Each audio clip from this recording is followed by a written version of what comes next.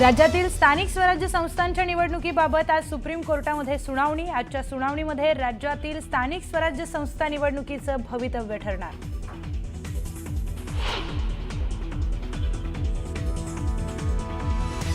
राज आणि उद्धव ठाकरेंच्या भेटीनंतर राजकीय तर्कवितर्क। ठाकरे बंधू मोठा राजकीय निर्णय घेण्याच्या तयारीत असल्याची जोरदार चर्चा।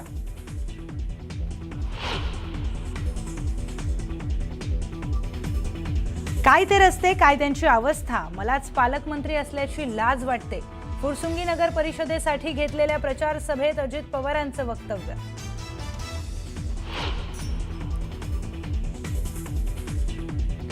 अजितदादांची आमदार मनोज घोरपडेंवर टीका। पहिल्यांदाच ते आमदार झाल्याने अर्ध्या हळकुंडाने पिवळे झालेत, तर सामान्य माणूस आमदार झाल्याने त्यांना पाहवत नाही। जयकुमार गोरेंचा पलटवार।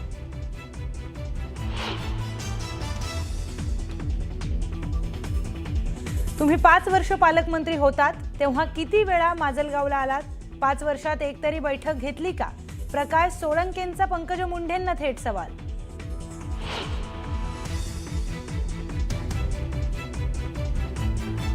मला 2 तारखेपर्यंत युती टिकवायची आहे। भाजप प्रदेशाध्यक्ष रवींद्र चव्हाणांचं मोठं वक्तव्य।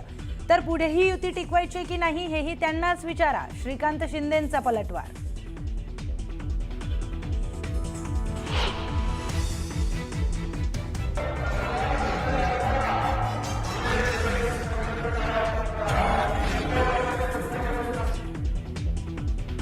भाजप आमदार आशिष देशमुखांची काँग्रेस कार्यकर्त्याला धमकी। फडणवीस गृहमंत्री आहेत, जास्त वळवळ कराल तर कापून टाकू। नागपुरातील प्रचार सभेत आशिष देशमुखांचं वादग्रस्त वक्तव्य।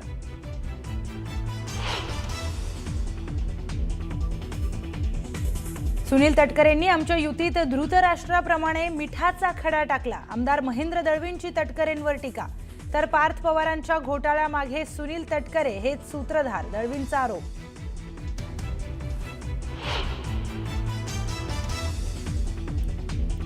आज त्रिभाषा समिती साधणार मुंबईकरांशी संवाद। पहिलीपासून 3 भाषा शिकवल्या जाव्या अथवा नाही यावर त्रिभाषा समिती नागरिकांची मतं जाणून घेणार।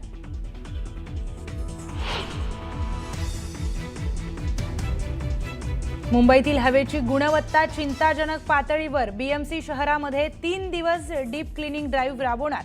मुंबईतील प्रमुख रस्त्यांवरील धूळ कचरा हटवणार, तर काही बांधकामांवर बंदी।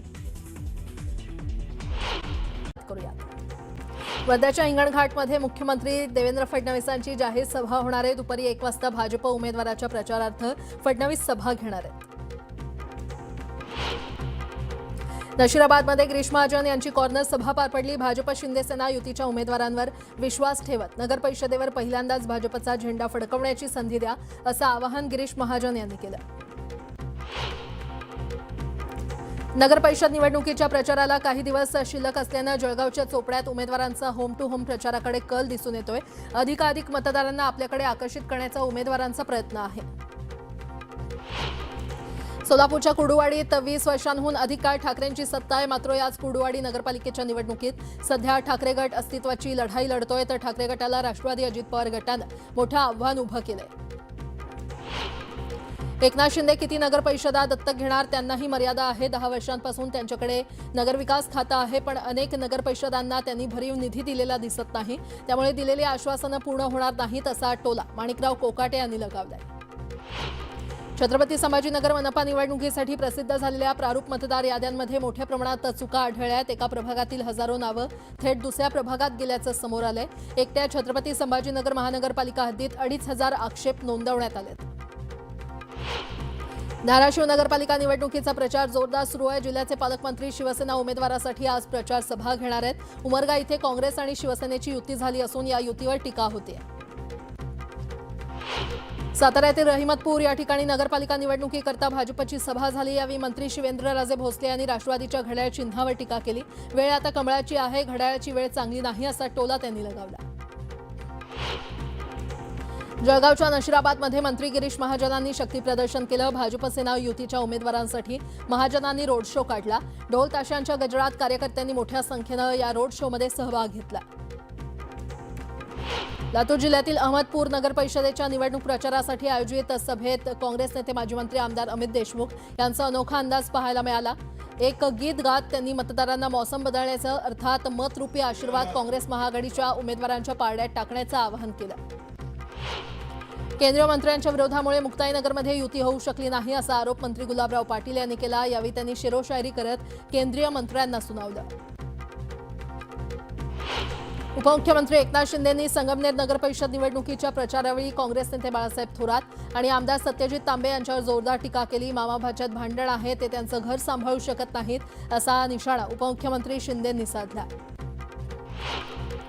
अलिबाग नगरपालिकेमध्ये गेले 20 वर्ष सत्ता गाजवणाऱ्या शेतकरी कामगार पक्षाला शह देण्यासाठी भाजप आणि शिंदे सेना एकत्र आलेत।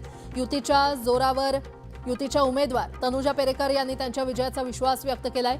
अलिबागमधील डम्पिंग ग्राउंडच्या समस्येवर विशेष लक्ष केंद्रित करणार असं आणि हा आपण प्रश्न मार्गी लावणार असल्याचं आश्वासन त्यांनी दिलंय।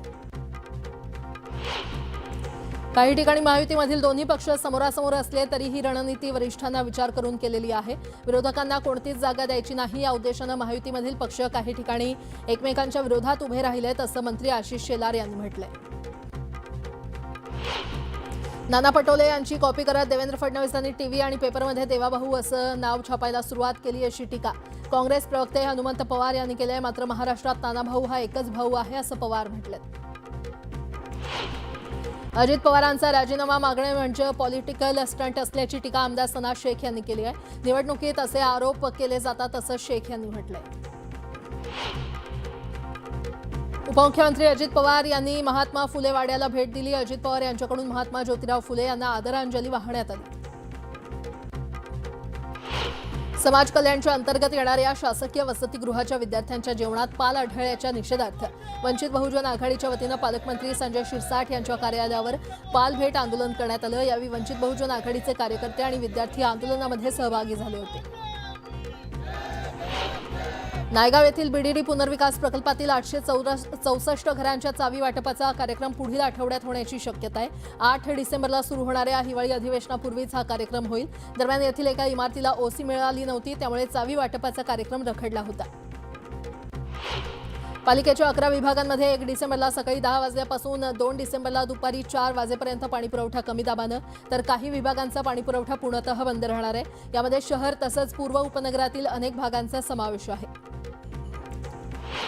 सर्वाधिक वायू प्रदूषण असलेले बोरिवली पूर्व, मालाड पश्चिम, चकाला, अंधेरी पूर्व, देवनार, माजगाव, नेवीनगर, कुलाबा, मुलुंड पश्चिम आणि पवई हे 8 विभाग महापालिकेच्या रडारवर आहेत। तेथील हवेचा गुणवत्ता निर्देशांक सुधारण्यासाठी रस्ते स्वच्छता आणि धूळ नियंत्रण मोहीम आणखी तीव्र करण्यासाठी मुंबई महापालिकेनं पावलं उचलण्यास सुरुवात केली आहे। मुंबईतील 246 बेकरी मालक अजूनही स्वच्छ आणि हरित इंधनाचा पर्याय निवडण्याकडे दुर्लक्ष करत असल्याचं समोर आलंय। मुंबईतील एकूण 593 पैकी 209 बेकऱ्या या आधीपासूनच पीएनजी, एलपीजी सारख्या स्वच्छ इंधनावर चालत होत्या। उच्च न्यायालयाच्या निर्देशानुसार आणि पालिकेच्या पाठपुराव्यामुळे गेल्या 6 महिन्यात 57 बेकऱ्या स्वच्छ इंधनात रूपांतरित झाल्या असून 75 बेकऱ्यांची प्रक्रिया सुरू आहे।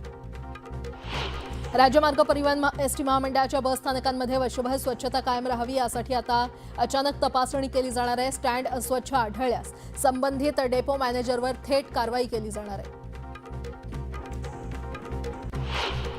राज्य सरकारच्या उच्चस्तरीय समितीनं कामाठीपुऱ्याच्या पुनर्विकासाला मंजुरी दिलेली आहे, त्यामुळे आता पुनर्विकासाच्या कामाला आणखी गती मिळणार आहे। म्हाडाच्या मुंबई इमारत दुरुस्ती आणि पुनर्रचना मंडळामार्फत हा समूह पुनर्विकास प्रकल्प राबवण्यात येणार आहे। प्रकल्पातील इमारती 57 ते 78 मजल्यांच्या असतील। आयकर रिटर्नमध्ये विदेशी संपत्तीचा खुलासा न करणाऱ्या तब्बल 25,000 करदात्यांना आयकर विभागानं नोटीस देण्याची तयारी केली आहे। या सर्वांना 28 नोव्हेंबरपासून SMS आणि ईमेल पाठवले जाणार असून 31 डिसेंबर 2025 पर्यंत सुधारित आयकर रिटर्न दाखल करण्याचा सल्ला देण्यात येणार आहे। वेळेत रिटर्न न भरल्यास कठोर दंड आकारला जाईल असं विभागानं स्पष्ट केलंय। पश्चिम रेल्वे मार्गावरील मोटरमन आंदोलनाच्या पावित्र्यात आहेत। विविध मागण्या पूर्ण करण्यात रेल्वे प्रशासन चालढकल करतंय। कमी मनुष्यबळामुळे 1-2 दिवसही रजा मिळणं शक्य नाहीये आणि उलट डबल ड्युटीचा ताण पडत असल्यानं मोटरमनमध्ये प्रशासनाविरोधात असंतोष वाढत चाललाय। ब्रिटिशकालीन एल्फिन्स्टन पुलाचा रेल्वे मार्गिकेवरील लोखंडी सांगाडा हटवण्यासाठी मध्य रेल्वेनं एकूण 8 ब्लॉक घेण्यास तयारी दर्शवली आहे। यापैकी एक ब्लॉक सलग 18 तासांचा घेण्यात येणार आहे। या ब्लॉकमुळे लोकल ट्रेन आणि मेल एक्सप्रेसची प्रवासी सेवा दिवस रात्र कोलमडणार आहे। वडाळा ते कासार वडवली मेट्रो 4 मार्गिकेवर कांजूर मार्ग इथे पादचारी पुलाची उभारणी केली जाणार आहे. विक्रोळी मेट्रो स्टेशन आणि कांजूर मार्ग रेल्वे स्टेशन यांना या पादचारी पुलाद्वारे जोडणी दिली जाणार आहे. सुमारे 740 मीटर लांबीचा हा पादचारी पूल असेल. त्यासाठी तब्बल 93 कोटी रुपये खर्च केले जाणार आहेत.